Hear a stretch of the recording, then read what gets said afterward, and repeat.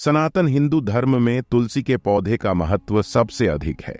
इसकी सबसे पहले पूजा भगवान विष्णु जी ने की थी। श्री हरि कहते हैं, जिस प्रकार से देवी लक्ष्मी से वैकुंठ को ऐश्वर्य प्राप्त है, उसी प्रकार से वैकुंठ में तुलसी के कारण ही पवित्रता प्राप्त है। पृथ्वी लोक पर जिस स्थान पर भी तुलसी का पौधा होगा, उस स्थान पर कभी बुराई का वास नहीं होगा। ऐसा स्थान सबसे अधिक पवित्र होगा। इसी कारण से हमें हमारे घर में तुलसी का पौधा अवश्य ही लगाना चाहिए।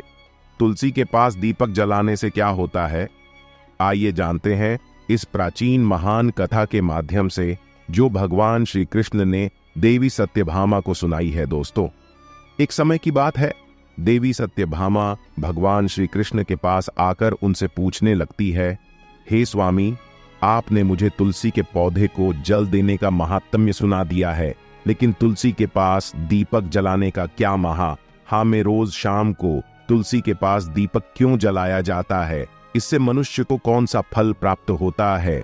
तुलसी के पास दीपक जलाने की विधि क्या है तथा दीपक लगाते समय कौन से मंत्र का उच्चारण करना चाहिए?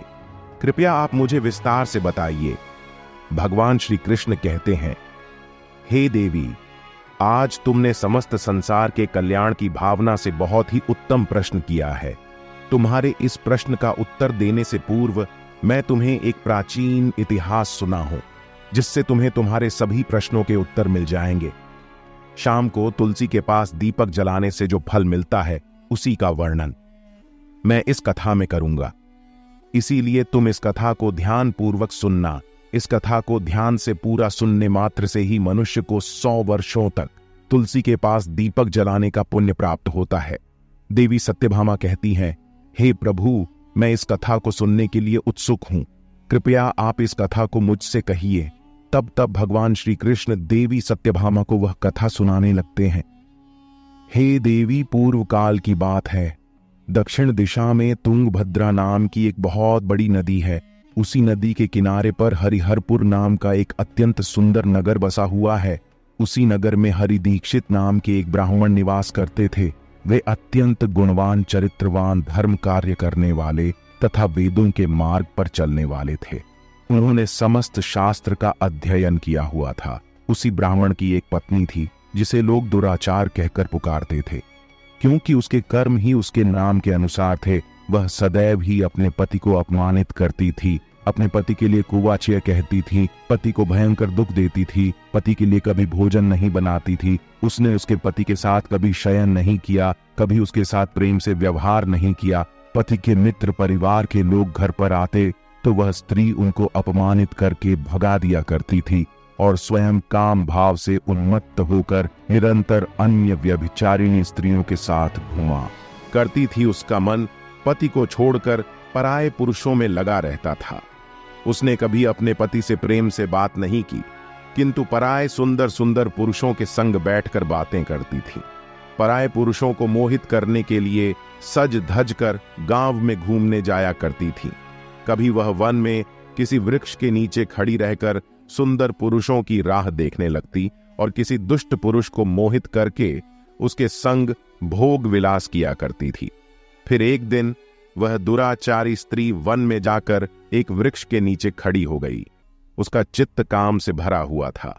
वह किसी सुंदर कामी पुरुष की राह देख रही थी, किंतु बहुत समय निकलने के बाद भी उस स्थान पर कोई पुरुष नहीं आया। इसीलिए वह अत्यंत दुखी हो गई और प्रियतम की खोज में इधर उधर देखने लगी। उस दिन उसका सारा परिश्रम व्यर्थ हो गया। वहां पर खड़ी होकर वह नाना प्रकार की बातें कहकर विलाप करने लगी। हाय, आज तो इस मार्ग से कोई भी सुंदर पुरुष नहीं आया। अब मैं कैसे अपनी काम शांति करूं? आज की रात कैसे बीतेगी? वह जोर जोर से विलाप करने लगी। उसी जंगल में एक भयानक बाघ निवास करता था। उस पापिनी स्त्री की आवाज सुनकर वह जाग गया और उछलकर उस स्त्री का भक्षण करने के लिए उसके पास आ गया। उस भयंकर बाघ को देखकर उस स्त्री के पसीने छूटने लगे। वह भय से थरथर कांपने लगी। वह स्त्री कुछ करती, इतने में ही उस बाघ ने अपने पंजे से उसे घायल कर दिया और वह स्त्री जमीन पर गिर पड़ी। जमीन पर गिरते ही वह स्त्री चिल्लाते हुए बोली, अरे बाघ, तू किस लिए यहां पर आया है? मुझे क्यों मार रहा है? मैं यहां पर अपने प्रियतम को खोज रही थी। तू मुझे छोड़ दे, मेरा भक्षण करके तुझे क्या मिलेगा। उस स्त्री की यह बात सुनकर वह भयानक बाघ क्षण भर के लिए रुक गया और हंसता हुआ बोलने लगा, हे दुष्टा, आज विधाता ने तुझे मेरा ग्रास नियुक्त किया है। तुझ जैसी पापिनी स्त्रियों को भक्षण करना ही मेरा काम है, तभी मुझे इस शरीर से मुक्ति मिलेगी। वह स्त्री कहने लगी, हे बाघ, तुम कौन हो, मुझे सच सच बताओ, तुम्हें किस कारण से बाघ होना पड़ा और तुम मुझ जैसी स्त्रियों का भक्षण क्यों करते हो। पहले मुझे सारी बात बताओ और फिर मेरा भक्षण करो। फिर वह बाघ कहने लगता है, हे पापिनी, मैं तुझे मेरे पूर्व जन्म का वृतांत सुनाता हूं, किस कारण से मुझे बाघ होना पड़ा। पूर्व काल में दक्षिण देश में मल्लापहा नाम की एक नदी है। उस नदी के तट पर एक मुनिपर्णा नाम की नगरी बसी हुई है। उसी नगरी में मैं निवास करता था। मैं एक ब्राह्मण का पुत्र था और नदी किनारे बैठकर यज्ञ आदि कार्य किया करता था। मैंने उस जन्म में अनेक पापियों के लिए यज्ञ किए, उन पापियों के घर का भोजन किया। मैंने धन के लोभ से अनेक पापियों के लिए कार्य किए। जिन वस्तुओं का दान ब्राह्मण को नहीं लेना चाहिए, उन वस्तुओं का दान भी मैंने ग्रहण किया। आरण लेने के बहाने से दूसरों से धन लेता था, लेकिन कभी वापस नहीं करता था। इस प्रकार से पाप करते हुए मुझे बहुत साल बीत गए और मैं बूढ़ा हो गया। मेरे बाल सफेद हो गए, आंखें सूज गई, मुंह के सारे दांत गिर गए, लेकिन फिर भी मेरी दान लेने की आदत नहीं छूटी और मैं पाप करता गया। फिर एक दिन मैं धन के लोभ से नदी किनारे गया और अन्य धूर्त ब्राह्मणों के साथ मिलकर हमने लोगों को ठगा, झूठे मंत्र वचन बोलकर हमने बिना विधि किए ही देवी देवताओं का पूजन किया और बहुत सारा धन दान में ले लिया। फिर उसी स्थान पर एक बीमार कुत्ते ने मेरे पैर में काट लिया और मैं मूर्छित होकर गिर पड़ा। उसी क्षण मेरे प्राण चले गए। फिर यम के 2 दूत उस स्थान पर प्रकट हुए और मुझे पकड़कर यमपुरी ले गए।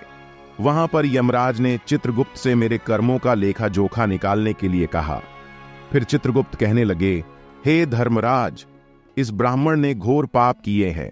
इसने दूसरों से झूठ कहकर धन लूटा है, विधि से पूजा ना करके झूठे मंत्र बोलकर भगवान का अपमान किया है। इसीलिए यह पापी ब्राह्मण केवल नरक जाने के ही योग्य है। फिर यमराज ने अपने दूतों को आदेश देकर मुझे नरक की अग्नि में डाल दिया। अनेक वर्षों तक नरक की सजा भोगने के बाद मुझे बाघ का शरीर प्राप्त हुआ और मैं इस दुर्गम वन में निवास करने लगा। मैं अपने पूर्व जन्म के पापों को याद करके कभी महात्मा, साधु पुरुष, सती स्त्रियों का भक्षण नहीं करता हूं। मैं केवल पापी, दुराचारी तथा कुलटा स्त्रियों का ही भक्षण करता हूं, ताकि मुझे पाप से मुक्ति मिल जाए। इस प्रकार से उस बाघ ने अपने पूर्व जन्म का वृतांत सुना दिया और उस स्त्री से कहने लगा, हे पापिनी, तेरे आचरण से तू कुलटा दिखाई पड़ती है। अपने पति को छोड़कर तू इस वन में अन्य पुरुष के साथ भोग विलास करने के लिए आई है, इसीलिए आज तू मेरा ग्रास अवश्य बनेगी। इतना कहकर उस बाघ ने अपने तीक्ष्ण नखों से उस पापी स्त्री के टुकड़े टुकड़े करके उसे खा लिया।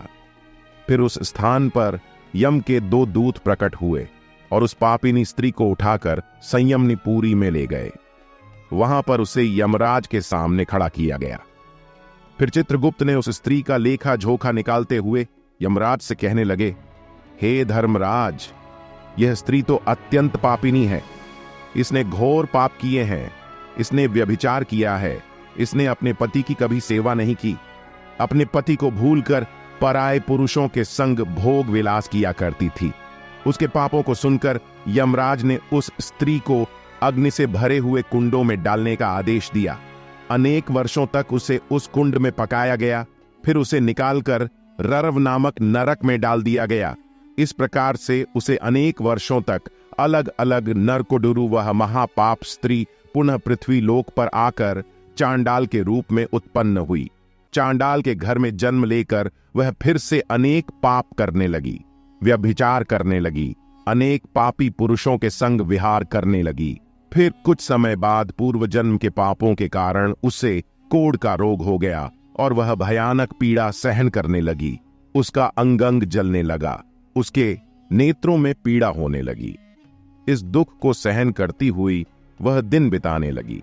फिर एक दिन वह तीर्थ में स्नान करने के उद्देश्य से अंतपुर में चली गई। वहां पर वह एक आश्रम के बाहर निवास करने लगी।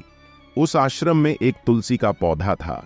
अन्य स्त्रियों को वहां पर तुलसी के पास दीपक जलाते हुए देखकर उस पापी स्त्री ने भी वही किया। उसने तुलसी के पौधे के पास एक दीपक जला दिया। फिर उसी रात हृदय फटने से उसकी मृत्यु हो गई और यमराज के 2 दूत उसे ले जाने के लिए वहां पर प्रकट हुए। जैसे ही यम के दूत उस पापी स्त्री को पाश में बांध कर ले जाने लगे, भगवान विष्णु के 2 पार्षद उस स्थान पर प्रकट हुए और उन्होंने उन दूतों को रोक लिया और कहने लगे, हे दूतों, इस स्त्री को तुम छोड़ दो। यह स्त्री नरक जाने के योग्य नहीं है। तुम किसके आदेश से ऐसा अधर्म कर रहे हो? फिर यम के दूत कहने लगे, हे पार्षदों, हम यमराज के आदेश से इस पापी स्त्री को उठाकर ले जा रहे हैं, किंतु आप हमें किस कारण से रोक रहे हो? यह स्त्री अत्यंत पापी है, से नरक में ले जाने की आज्ञा मिली है।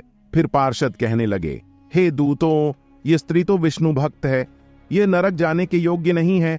इसने शाम को तुलसी के पास दीपक जलाया है, इसी कारण से इसके समस्त पाप नष्ट हो गए हैं।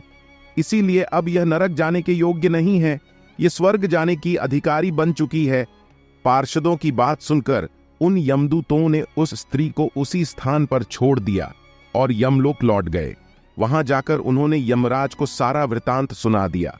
फिर भगवान विष्णु के पार्षद उस स्त्री को दिव्य विमान में बिठाकर स्वर्ग लोक ले गए।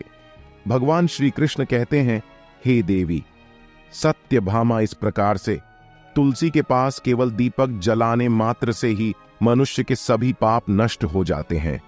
जो स्त्री नित्य शाम को तुलसी के पास दीपक जलाती है, वह सौभाग्यशाली बनती है। उसके पूर्व जन्मों के सभी पाप नष्ट हो जाते हैं। उसे सुख समृद्धि की प्राप्ति होती है। रोज तुलसी के पास दीपक जलाते समय इस मंत्र का उच्चारण करना चाहिए, ओम तुलसी देव्य च विद्महे विष्णु प्रिय याय च धीमहि तन्नो वृंदा प्रचोदयात। श्री कृष्ण कहते हैं, हजारों अमृत के घड़ों से नहलाने पर भी श्री हरि को उतनी तृप्ति नहीं होती जितनी वे मनुष्यों के द्वारा तुलसी का एक पत्ता चढ़ाने से प्राप्त करते हैं। 100 गज गोदान से मानव जो फल प्राप्त करता है, वही फल तुलसी पत्र के दान से पा लेता है। जो मृत्यु के समय अपने मुख में तुलसी पत्र का जल पाया जाता है, वह संपूर्ण पापों से मुक्त होकर श्री कृष्ण के धाम जाता है। तो दोस्तों, इस प्रकार से भगवान श्री कृष्ण ने तुलसी के पौधे के पास दीपक जलाने का महत्व बताया है। आपको यह कथा कैसी लगी? कमेंट करके जरूर बताएं।